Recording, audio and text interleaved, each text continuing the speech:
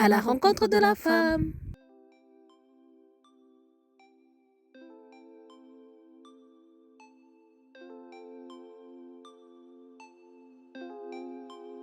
Bonjour.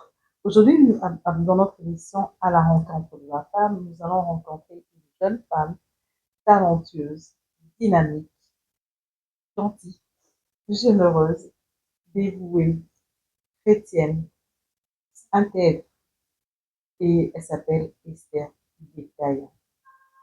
J'ai eu la chance de la rencontrer par le canal de ma fille. Et comme on dit de la Bible, bonne compagnie, avant de faire de mauvaise compagnie.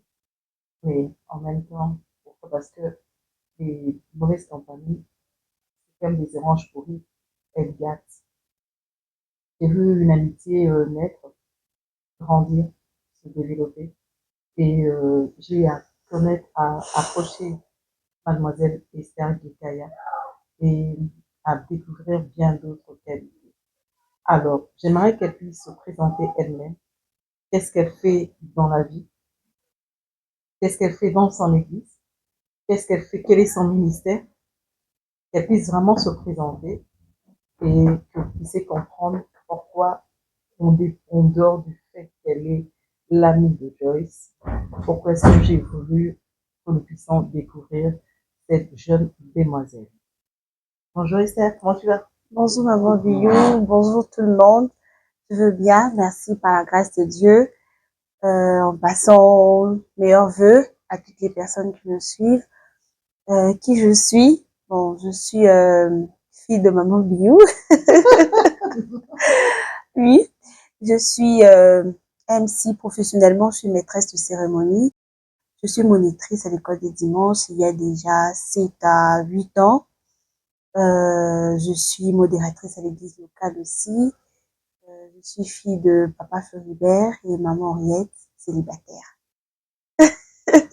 Célibataire, mais elle est elle-même, elle a des Oui, célibataire parce que bon, c'est l'état civil connu, mais engagé, bien sûr, célibataire engagé, fiancé, et je crois que maman Miu bientôt, elle recevra son invitation.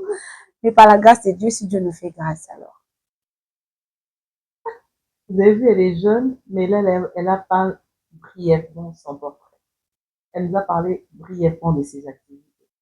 Mais quand je dis elle est dévouée, c'est-à-dire que elle est en même temps agent immobilier.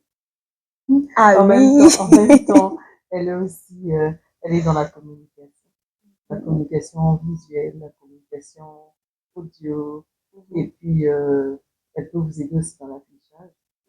Et elle aussi, elle a travaillé en tant qu'agent de recouvrement. Donc c'est une personne, quand je dis elle est dynamique, elle est vraiment dynamique. Donc elle est polyvalente. et, et donc c'est comme ça que je vous dis qu'elle n'a pas son portrait excessivement. Elle doit parler vraiment brièvement d'elle-même. Mais je me même dit une chose. Comment est-ce qu'elle fait pour concilier toutes ces activités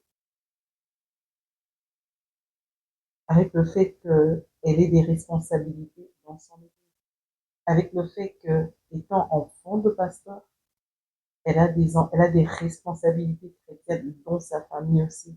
Comment est-ce qu'elle fait pour concilier cette activité? Quelle est la part de Dieu et comment est-ce que Dieu l'aide dans tout ça? Merci beaucoup, Maman Biou, pour la question. Je vous jure que c'est pas facile parce que, vous savez, les responsabilités à l'église locale, les responsabilités professionnelles et en tout cas, ça, c'est un poids. Mais ce que j'aime avec Dieu, c'est que Dieu existe pour alléger notre poids.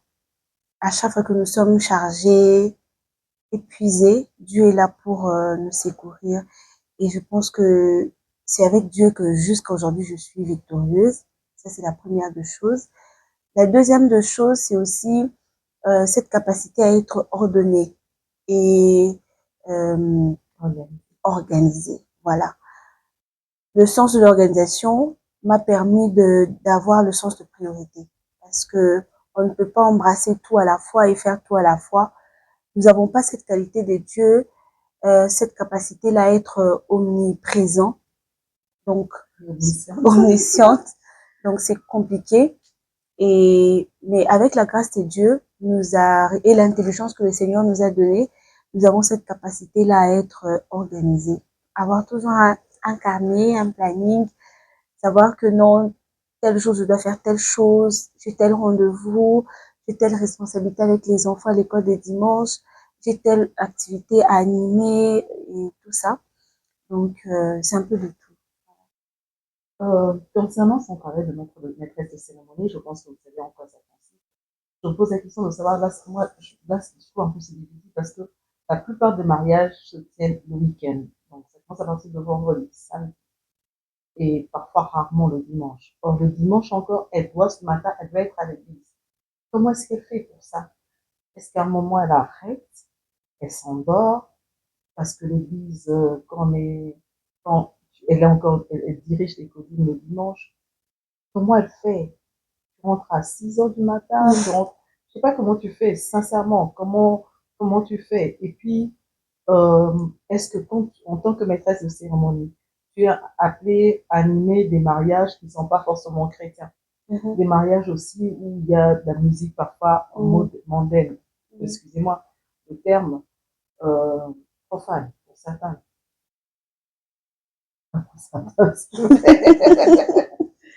Et est-ce qu'il t'arrive, quand tu animes tes mariages, tes cérémonies, de glisser, de glisser quand même la parole de Dieu, de citer quand même certains passages bibliques, quand même pour rappeler ton identité, et en même temps pour évangéliser, parce qu'on est appelé à évangéliser partout. Tu le fais, comment tu fais? Comment tu vis ça? Donc, j'ai parlé d'abord de ton temps. Comment est-ce que tu concilies parfois des activités de maîtresse de cérémonie avec des activités de dimanche, avec l'école de dimanche, pour les petits-enfants? Et surtout, comment est-ce que tu fais dans ce milieu quand tu animes? Comment tu fais parfois pour évangéliser intelligemment et sagement? Merci beaucoup. Déjà, l'école des dimanches, nous, le moniteur doit arriver à 7h30 et le culte commence à 8h. Le samedi, je dois animer des fêtes. Ça m'arrive chaque week-end d'animer. À la question si j'arrête, non, je n'arrête pas. Parce qu'il y a d'autres clients qui sont exigeants. Madame, tu dois être avec nous jusqu'au matin parce qu'il y a des gâteaux, il y a d'autres activités extraordinaires telles que la vente aux enchères et tout ça. Donc, le marié, par rapport au cachet qu'il te propose, il exige que tu sois vraiment là. Et avec le culte, bon, je ne suis jamais absente. Le témoignage de mon pasteur, mon président de jeunes, merci Mabonvou, mon pasteur, Jean-Marie Zamoumbe, je ne suis jamais absente à l'école des dimanches par raison de mon travail le week-end. Non, non. Si je dors, non, je dors pas. Parce que oui, il faudrait que tu sois là au matin parce qu'il y a d'autres fêtes aussi. Ça nous arrive, bon, vu qu'il n'y a pas d'autres activités extraordinaires, les gâteaux et tout ça, 23 heures, tu finis, tu peux te libérer. Gloire à Dieu, tu rentres à la maison, tu te reposes. J'ai aussi un manager qui est là pour ma sécurité. Donc, s'il faut que je rentre la nuit, il est là en voiture, il me raccompagne à la maison. Et là, j'ai la possibilité de dormir, de préparer mes leçons. Selon mon calendrier et que les mariés est exigeant, je suis obligée de préparer mes leçons déjà en avance. Déjà en avance. Comme ça me permet le week-end, la nuit du samedi, je suis à la fête. Le matin, rapidement, je rentre à la maison, je quitte déjà la salle. Si c'est un lieu qui n'est pas trop, il n'y a pas trop d'insécurité, je quitte à 4h30. S'il y a vraiment de l'insécurité, que mon manager ne dispose pas de la voiture pour me raccompagner, du coup, je suis obligée d'attendre 5h30 ou 6h. Je quitte, je rentre rapidement à la maison, je me change pour être à l'école. Comment j'arrive à le faire? Bon, déjà la chair, deux fois, ça se fatigue, hein. En route, deux fois dans le bus, je somnole. Mais il y a une chose en moi, la passion. J'aime les enfants. J'ai cette passion pour les enfants. Si les dimanches, je ne pars pas à l'école des dimanches, j'ai comme l'impression on est lundi, mardi. Je me rends pas compte qu'on est dimanche. Mon dimanche est complet si je suis à l'école avec les enfants. Et après, je peux vaguer parce que le culte, de fois, je n'entre pas si je suis, si j'ai un programme précédemment le samedi. Donc, je finis avec l'école des dimanches, j'informe les pasteurs que je ne serai pas assister au culte ou au président, je ne saurais pas être là. Parce que chez nous, il y a un consigne, les moniteurs doivent aussi être enseignés. Alors, le dimanche, quand vous finissez d'enseigner les enfants, vous êtes dans l'obligation d'assister au culte parce que vous devez aussi être enseigné. Alors, généralement, le samedi et dimanche, je n'assiste pas au culte.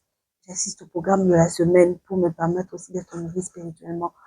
Donc, voilà comment j'arrive à faire le dimanche. La passion des enfants et j'aime aussi mon travail. Ça me fait du bien quand j'arrive dans la fête, je donne de la joie. Il y a certaines fêtes aussi, on ne me paye pas vraiment consistamment, où j'ai pas un cachet blindé, mais parce que je me dis, je dois donner de l'argent, on a besoin de moi. Des fois, les clients me contactent, mais j'ai vu tes vidéos, on m'a parlé de toi, tu fais très bien ton travail, s'il te plaît, viens animer, je que ça. Deux fois, avec beaucoup de difficultés, je viens quand même parce que j'aime donner de la joie et j'aime mon travail. Je ne manque pas l'école des dimanches parce que aussi j'aime les enfants. Voilà.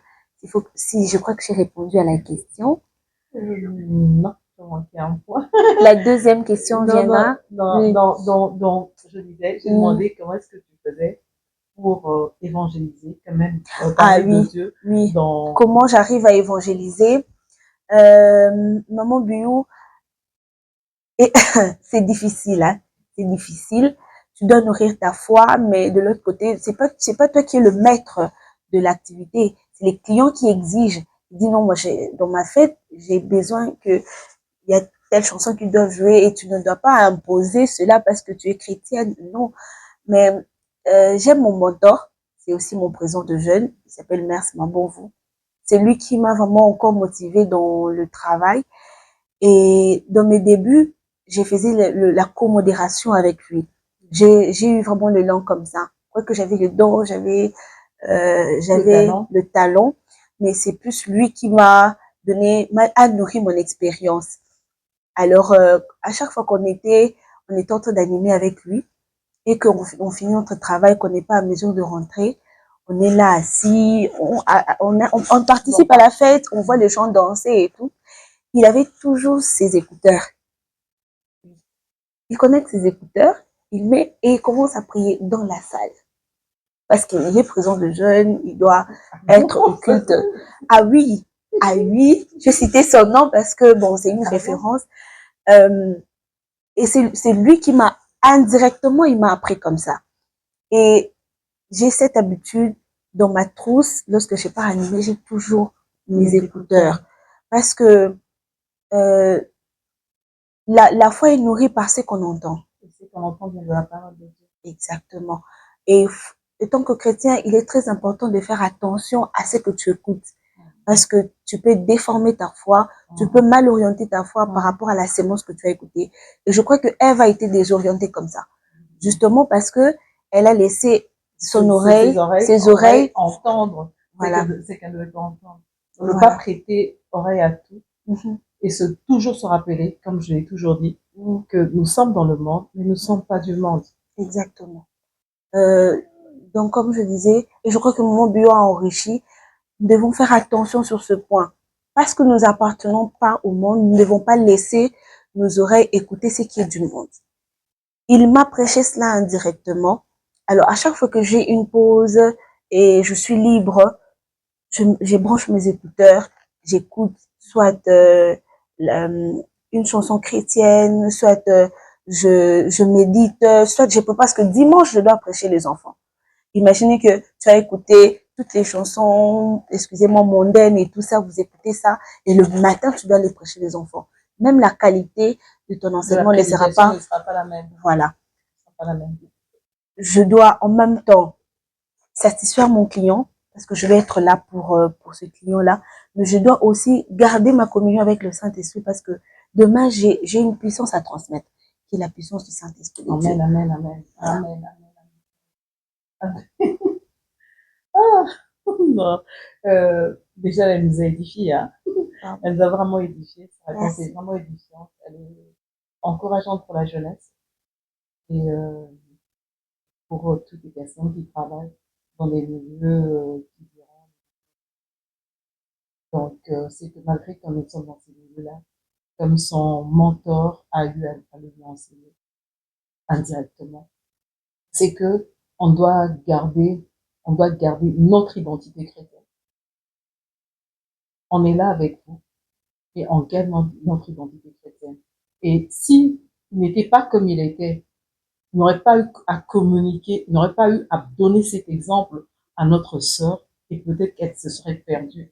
Elle n'aurait pas eu le même zèle pour servir Dieu le dimanche parce que c'est un service qu'elle a. Nous avons vu à travers le témoignage de notre fille sœur Esther Gekaya que garder son identité, montrer son identité chrétienne dans le quand on est dans notre emploi, dans notre service, bien dans notre emploi, dans notre service, c'est quand même nécessaire. Pourquoi? Parce que on sert de modèle aussi aux gens. Les gens qui nous entourent voient comment nous sommes. Et si le frère n'avait pas eu à montrer à notre sœur comment faire pour concilier justement donc, un travail profane et sans service pour Dieu, peut-être qu'elle se serait perdue. Peut-être qu'elle n'aurait pas gardé le même zèle. Peut-être qu'elle n'aurait pas continué à servir Dieu de mieux en mieux. Au contraire, elle aurait rétrogradé dans son service. Certes, que le travail pour Dieu n'est pas un travail où nous avons pour patron un être humain. Mais c'est un travail où notre premier patron, c'est Dieu. Il est en même temps notre patron. En même temps, il est notre père. Mais c'est comme des personnes qui travaillent dans les entreprises appartenant à leur père, à leurs parents. Vous avez des comptes à rendre à votre employeur en sachant que vous avez des liens de sang. Donc, nous devons aussi prendre notre service de ministère comme ça. On sert Dieu. Il est le rémunérateur de ceux qui le cherchent. Il est le rémunérateur de ceux qui le servent. On ne le sert pas en vain, mais il a besoin d'un travail de qualité. Et nous devons toujours courir avec zèle. Nous devons toujours courir avec zèle en nous disant que nous devons garder notre foi jusqu'à la fin. Mais je voudrais savoir, comment tu as su que tu avais cet appel pour les jeunes? À l'école des dimanches, j'ai reçu l'appel indirectement. Indirectement comment? Je n'ai pas entendu Dieu me parler personnellement, par une voix par vision, par rêve, par prophétie, par exemple. Non. Comme l'apôtre Paul dit, j'ai reçu cet appel au travers de mes encadreurs. Avant que je n'arrive, je ne l'ai pas dit, je suis de la grande communauté Sébeco, donc Congo. J'étais à l'époque à l'extension de la CAC. C'est là que je suis née, c'est là que je grandis. Et j'étais à l'école des dimanches. J'excellais à l'école des dimanches avec les récitals, avec mon comportement à l'école des dimanches, c'était vraiment irréprochable. Alors, mon encadreur, le président Tito actuellement, qui est notre responsable national, c'est celui le coordinateur national des écoles des dimanches. Et il était à l'époque notre directeur à l'école des dimanches. C'est lui qui m'a dit, non Esther, tu dois devenir monitrice aspirante. Bon, moi aussi à l'époque, je ne comprenais pas vraiment c'est quoi une monitrice, qu'est-ce qu'une monitrice est censée faire. Je voyais les aînés se tenir devant les enfants, disaient aux enfants ce qu'ils devaient faire, comment prier. Moi, je me disais, oui, je vais aussi faire ça. Et ma soeur était déjà monitrice. Donc, je vais monitrice, si je vais faire ça. J'ai accepté et je me suis lancée. C'est quand j'ai commencé maintenant à exercer euh, le ministère. Quand je commençais à exercer, c'est en ce moment-là que j'ai personnellement rencontré. Amen, amen. Et à l'époque, je n'étais pas totalement convertie. Comme maman lui l'a dit, je suis née d'une famille chrétienne. Mon père est pasteur. Ma maman, elle est engagée. À l'époque, elle était à l'intercession. Quand elle est diacre, elle attend sa consécration. Et je suis née dans cette atmosphère chrétienne.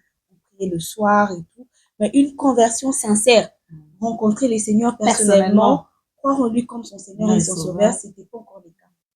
J'ai exercé. Et je montrais aux enfants comment prier. Le monitorat, c'est pas ça. Le monitorat, c'est pas seulement l'enseignement. On dit qu'être moniteur, c'est être pasteur des enfants. Et être pasteur, vous savez, porter le fardeau de ses fidèles, de ses âmes, prier pour ses âmes, évangéliser, aller faire de suivi. C'est vraiment ça le monitorat. Le monitorat, c'est pas seulement se tenir devant les enfants, c'est montrer aux enfants. C'est au-delà de cela. Et l'exercice même du monitorat, je le fais quand je rencontre le Seigneur.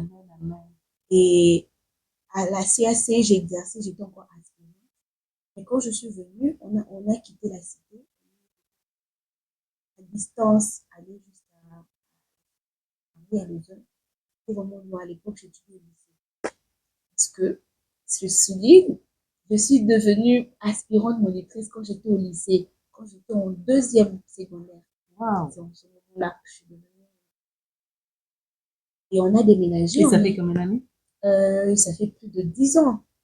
10 ans maintenant, s'il faut compter même la période où j'étais aspirante. Ça fait 10 ans. Une expérience professionnelle. Pour Dieu, ah oui, hein, ah oui. Nous sommes arrivés à Kimboa, Don Bosco. La distance ne me permettait pas. J'étais aussi jeune et tout. Papa aussi s'inquiétait et tout ça. Tu enseignes la préparation des leçons. Après, on finissait à 15 heures pratiquement. Rentrer et lundi, il y a cours. Du coup, ça inquiétait aussi les parents.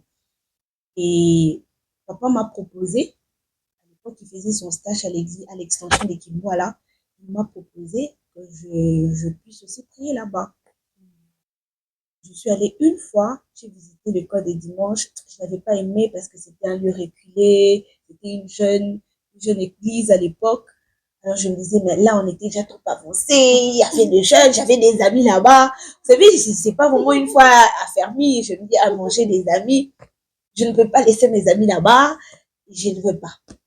Et je continue à y aller, je partais, mais je n'étais plus régulière à cause de la distance. Donc, de l'autre côté aussi, ils étaient vraiment trop impliqués. Ils m'ont même dit, on est capable de venir te prendre, payer les transports, mais on veut de toi. Mon encadreur avait vraiment vu le talent que j'avais. Il voulait que je garde cette voie-là. Il se disait, si je pars en dehors de lui, il s'inquiétait. Il se disait, mais je vais me perdre. Voilà. Et gloire à Dieu, les Seigneurs m'ont envoyé un autre mentor. Je venais de citer tout à l'heure, le président Mess. C'est lui qui était à l'époque le directeur de l'école. On a vu, vous voyez, une sœur, il s'est renseigné, il est vraiment cette sœur est aspirante. Et eux, ils étaient en sous-effectif. Une fois, il est venu me rendre visite à la maison, il m'a vraiment exhorté, il dit, je te donne un délai de 1 année.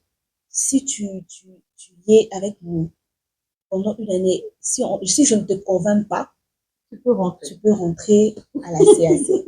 Ok, marché compris. J'ai commencé à exercer là-bas comme aspirante. Ce que j'aime avec cette église, c'est que dans cette église, il y avait vraiment la flamme de la prière. Amen, amen. La flamme de la prière. Je ne néglige pas mon église CAC, j'ai beaucoup appris là-bas, mais c'était le plan de Dieu. Les Seigneurs savaient. Ils savaient que auprès de ses frères et dans cette église, je pouvais vraiment rencontrer le Seigneur. Il n'est pas obligé que tu puisses rencontrer le Seigneur seulement dans ton église. Il y a certaines personnes qui ont rencontré personnellement le Seigneur dans le bus, dans une campagne et tout ça. Et c'était aussi le cas avec moi. Gloire à Dieu, j'avais trouvé la flamme de la prière là-bas et c'est la prière qui a changé ma vie. J'ai rencontré le Seigneur là-bas et j'ai vraiment fait une conversion personnelle et c'est après, j'ai assisté à une formation aussi, la première formation qui m'avait permis de devenir monitrice réellement. J'ai assisté à cette formation, j'ai été brevetée et j'ai été déclarée monitrice. C'était vraiment pile au bon moment parce que la conversion déjà avait précédé et après, j'ai commencé à exercer mon travail. C'est là que j'ai découvert ma passion. J'ai rencontré le Seigneur et le Seigneur m'a appris que j'étais dans la bonne place, m'a montré que j'étais dans la bonne place par le signe. Parce que la Bible le dit aussi, la nature vous enseigne-t-elle pas. Et quand je suis arrivée à Kimboala, tout ce que je suis, la majeure partie de ce que je suis aujourd'hui, j'ai appris. Même mon talent de MC, je l'ai appris à Kimboala. Quoique j'ai connu le public jeune, avec les poèmes à l'école des dimanches, les mots des circonstances, les discours et tout. Mon premier, le chantre aussi à l'époque, quand j'étais assez, j'étais chantre, merci. J'étais chantre et tout. Mais la passion de l'animation, la découverte de l'animation, je l'ai appris à voilà. Comment je vais y arriver, mais j'ai fini d'abord avec le mentorat. Le Seigneur m'a forgé à voilà. Et la majeure partie de ce que je suis aujourd'hui, c'est le produit de Kimwala. Le Seigneur m'a clairement montré que j'étais au bon endroit. La bonne église, au bon endroit et à la bonne église. Indirectement, je veux vraiment glisser un conseil à tous les jeunes qui me suivent. Aujourd'hui, il y a un vent qui chauffe à l'église locale. Nous avons de jeunes qui quittent les églises locales pour aller dans tel ministère, tel groupement. Je ne suis pas contre le ministère, je ne suis pas contre le groupement. J'aimerais te poser la question, est-ce que tu es dans la bonne place? Tout dépend de là où tu es. L'histoire du sémeur, de la personne qui était en train de s'aimer. La Bible dit il y avait un cultivateur qui avait des graines dans son sac. Les graines tombaient. Et à chaque fois, on situait les terres. Il y avait les terres qui avaient les épines, il y avait les terres qui étaient... À chaque fois que la graine tombait, la bonne terre était définie par la production de la graine. Je te pose la question. Depuis que tu es dans cet endroit, depuis que tu fréquentes cette église, depuis que tu fréquentes ce groupement, depuis que tu fréquentes le ministère, bonne sémence ou la mauvaise? C'est ce qui définit même si tu es dans la bonne terre ou non. Moi, aujourd'hui, je peux te dire que j'étais dans la bonne terre parce que oui, je porte le feu. J'ai été formée spirituellement, j'ai été formée professionnellement même, j'ai été formée intellectuellement. Merci, maman Pio. Donc, vous avez entendu ça. Et mais chaque église, c'est-à-dire l'église qui voit là, elle avait besoin du feu, elle avait besoin de cet encadrement. Là, on la considère pas seulement comme fille du pasteur. Là, on la considère, c'est une jeune église. Elle me l'a dit, quand elle est arrivée là-bas, c'est dit, mais ils n'ont pas l'expérience, ils n'ont pas ceci, ils n'ont pas cela. C'était une jeune église en devenir qui était en train de se battre, qui devait prier, qui se cherchait. En se cherchant, ils ont dit, mais Seigneur, on a reçu ton appel. Ça ne vient pas de nous. Si c'est ton travail, montre-nous comment faire. Et elle est tombée sur la bonne terre. On avait besoin d'elle.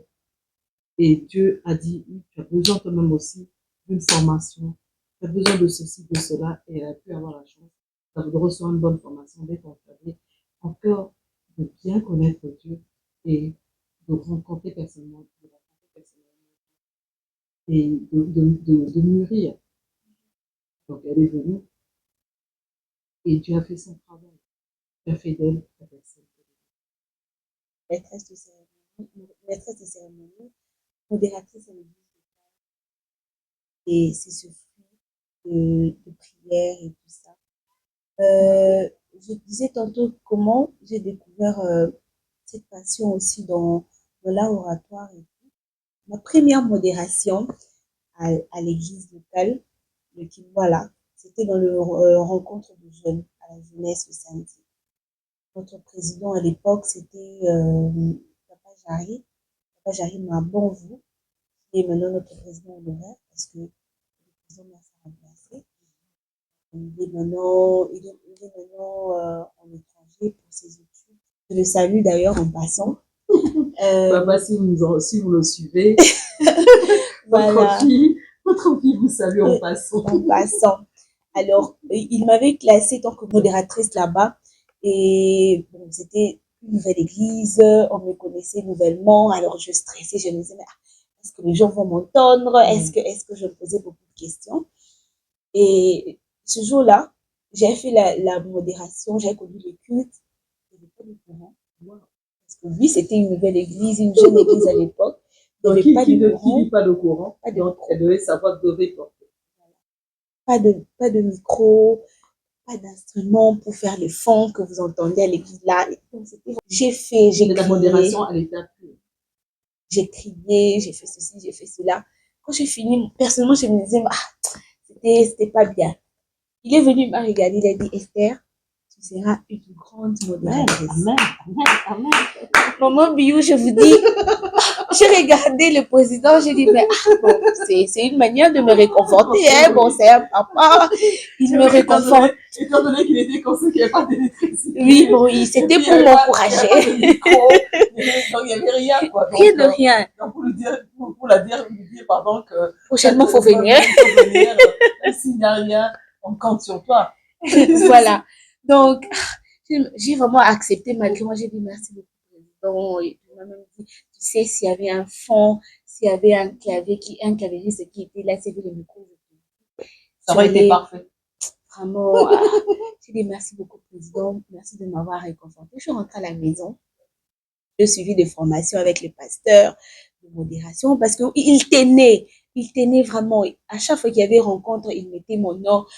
Il insistait que je puisse être là. Et bon, par politesse et soumission, j'ai tenu et j'ai assisté.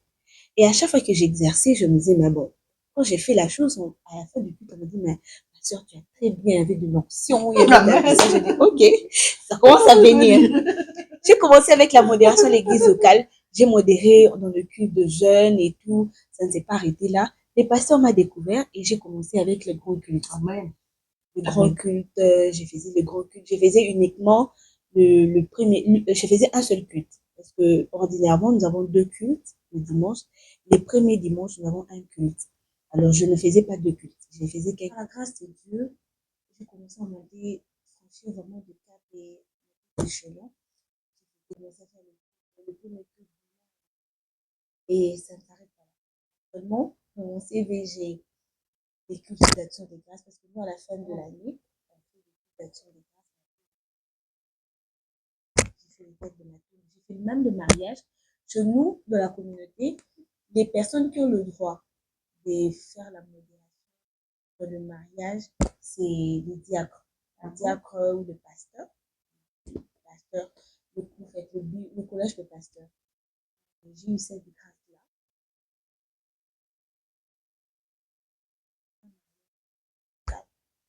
Savoir comment est-ce que j'ai commencé vraiment à franchir et au fur et à mesure que je grandissais dans la modération. Et il y a une chose et un détail. À chaque fin de culte, il y avait toujours des éloges auprès de maman d'église, des filles. Ah non, tu parles bien. Et ça s'est répété. Tu parlais bien, tu parlais bien. Et je commençais vraiment à remarquer que oui, par rapport à d'autres personnes, que tu t'exprimais mieux. J'ai vraiment un talent, j'ai une belle voix et tout ça. Et j'ai commencé à travailler. De l'assurance et puis cette capacité de parler devant un grand public, de gérer aussi la maîtrise de soi et tout ça. La gestion du public et tout.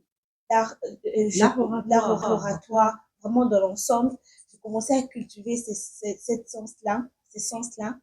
Et une fois, notre actuel président de jeunes, il avait vu une affiche, il y avait Abdou Kaba qui était en tournée, celui qui a fait Best of the Best avec le Dakar.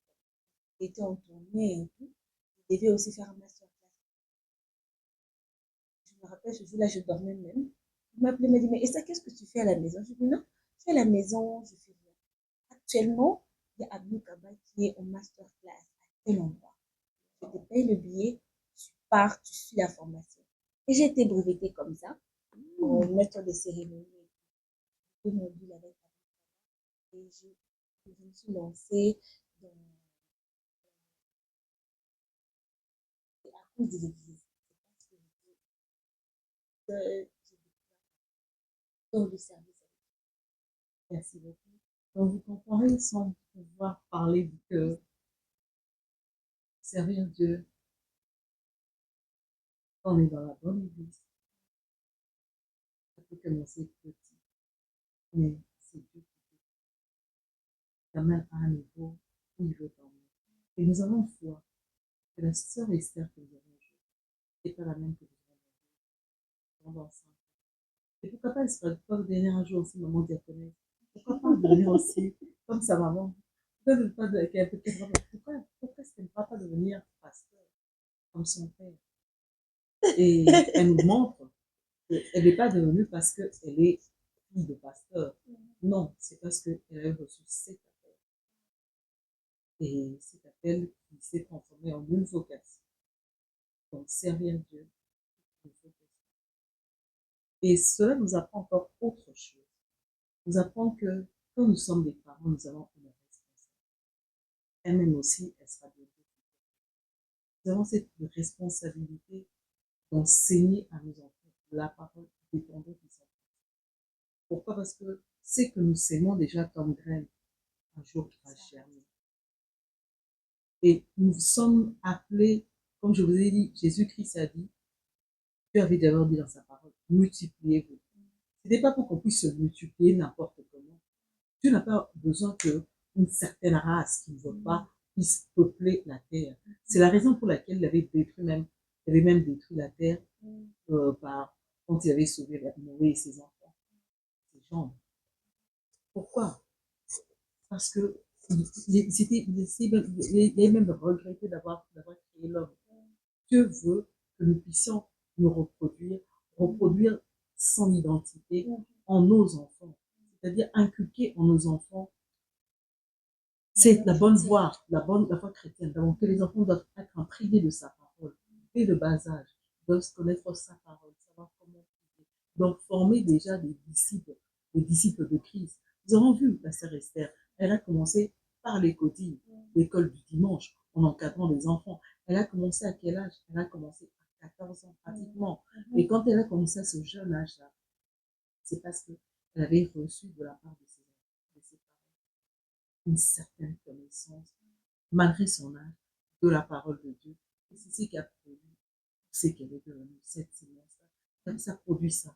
Donc Dieu nous appelle à nous multiplier, à devenir ses imitateurs et en plus de ça, gagner des âmes. Je ne cesserai de le dire.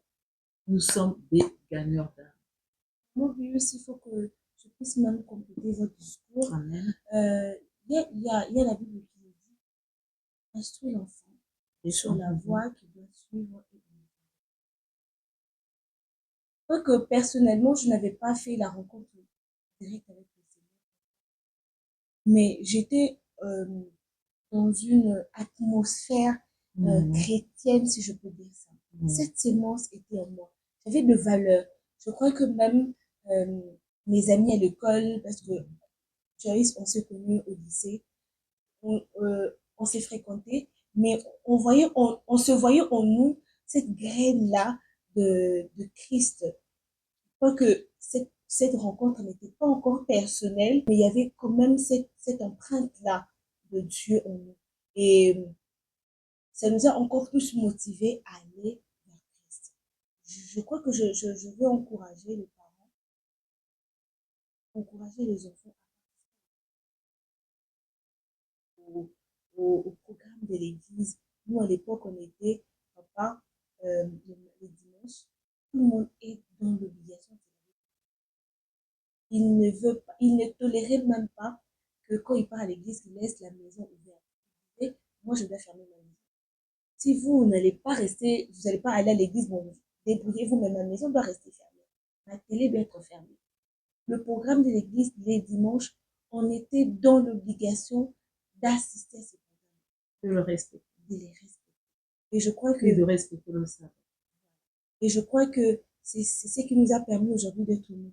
Je ne me fatigue pas quand il s'agit de Dieu, quand il s'agit d'enseigner les enfants, quand il s'agit de servir Dieu. Ça m'arrive que j'ai fini un jour. Je crois que les amis qui vont écouter cette histoire, ils vont rire. On était en pleine préparation de célébrons avec les enfants. Chaque fin d'année, on célèbre aujourd'hui. Et chez nous, c'est chaque presque une 24 semaine. décembre. 24 décembre. Alors, c'était l'année passée avec la sœur Myriam qui était derrière. En 2023. En 2023. Alors, la semaine déjà, on était en retraite, on était à l'église, on dormait presque pas et tout.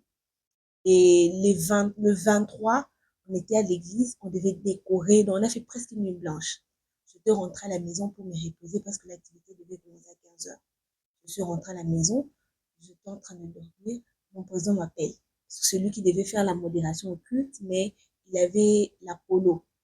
L'année passée, la conjonctivite.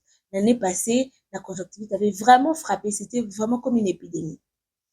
Il ne pouvait pas se tenir devant les gens parce que c'est contagieux. Alors, il m'a appelé, Esther, tu fais quoi? Tu dors. Non, je dors. Et tu as 5 minutes. Tu t'apprêtes. Maintenant même, tu vas faire le culte parce que je ne peux pas faire le culte. Il n'y a pas quelqu'un d'aussi près comme toi, donc tu dois faire le culte. J'étais fatiguée. J'avais sommeil. Mais maman bio, je ne sais pas comment j'avais cette force. Je me suis levée, je me suis lavée. Même mon pasteur m'a appelé. Mon pasteur m'a appelé en me blâmant. Mais j'ai appris que c'est toi qui devais faire la modération. Pourquoi jusqu'à maintenant, tu n'es toujours pas là? Enfin, je devais normalement dire, mais pasteur, on vient de me prévenir. Maintenant, on vient de me revenir. Je dis, papa, excusez-moi pour le retard, j'arrive. Il dit, bon, je commence les cultes et toi, tu vas venir. Tu vas venir alors. D'accord, papa. Je me suis lavée rapidement. Les amis avec qui on avait passé, mais quand ils venaient, parce qu'ils n'avaient pas assisté au premier culte, le culte de dimanche, ils m'ont vu. Ils me disent, mais ça, c'est la voix de la sœur Esther. Comment elle a fait pour venir au culte? Oui, je ne me fatigue pas. Parce que je sais la valeur de Christ. Ça vaut la peine. Aujourd'hui, maman Biou, elle peut vouloir faire le sacrifice comme moi je fais. Mais la Bible dit, quand j'étais jeune, je faisais des choses quand j'étais petit, je faisais des choses de petit. Quand je grandis, je fais des choses de grand. Maman Biou peut vouloir se sacrifier comme moi, se disposer tard et tout. Mais le corps, le poids de l'âge ne peut pas la permettre de faire ce même sacrifice au même degré que moi. Quoique, elle le fait aussi à sa manière. Ça arrive de faire le sacrifice. Mais c'est pas au même degré que moi. Parce que non, moi, je suis jeune. Comme la Bible dit, jeunes, réjouissez-vous de votre jeunesse. Oui, c'est le temps de servir Dieu. C'est le temps de se sacrifier. C'est le temps de faire de nuit blanche. Parce que dans 5 ans, 10 ans, je serai mère de famille. Il faudrait que je sois en forme parce que demain, je dois me réveiller tôt pour préparer les enfants. Je ne serai peut-être plus disponible comme je suis. Justement, c'est comme ça que la Bible dit, quand on est célibataire, quand vous êtes célibataire, ça tellement.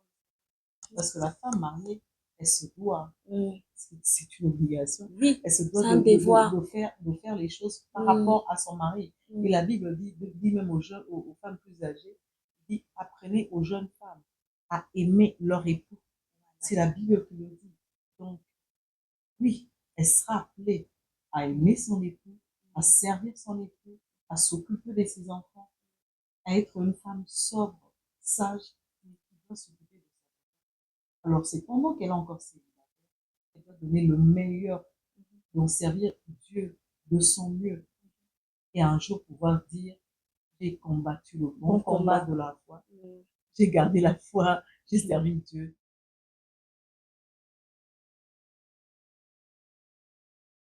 Je dis merci à mon manager, celui qui n'a pas besoin d'être là, celui qui n'a pas besoin d'être là pour exister. Monsieur mon manager,